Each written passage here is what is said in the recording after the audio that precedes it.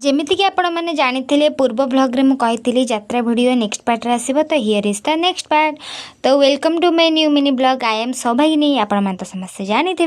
तो आम रेडी होकर चलू यात्रा अभिमुखे एंड कही रखुची गाइज आम सब यात्रा चल चली ही जाऊ। रास्तार भिड़ थिला कारण गोटे मेढ़ पड़िया बाहर के आसूला विसर्जन नापी कि आउ बाकी मेढ़ जहाँ थी मुझे देखई दूसरी आ मेढ़ गुड़ा तो बहुत ही सुंदर लगे मत से फास्ट यात्रा पड़िया को जाकि आग मेढ़ सबको दर्शन करदे एंड हियर इज द यात्रा व्यू। स्टार्टिंग कलु बुलाबुली एंड केवल जिनस देखा देखी कलु बिकज से दिन आमर किसी नबार ही नाला आम केवल जिनस देखुलु कौटी कौ दुकान रे कम मिलूँ। देन सब बुलाबुली कर सारापर मुझे इयरिंग स्टोर पाखक आसला और जानते तो इयरिंग्स झील पिलांकर केते पसंद एंड एटा हूँ मोर सबुठ बेसी पसंद यही फोटोज एंड बुक देखा।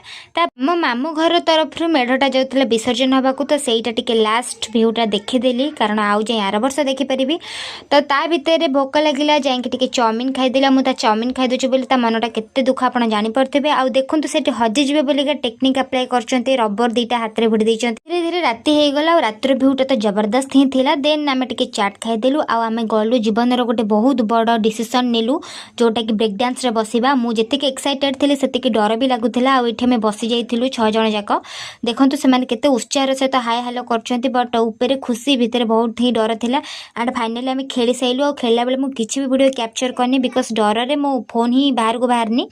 तापर लाइटा देखिली जो लाइट की महाशय किनी महाशया तो से केते खुशी होचंती बट मते एथरे बिल्कुल भी पैसा वेस्ट करा भल लागेनी।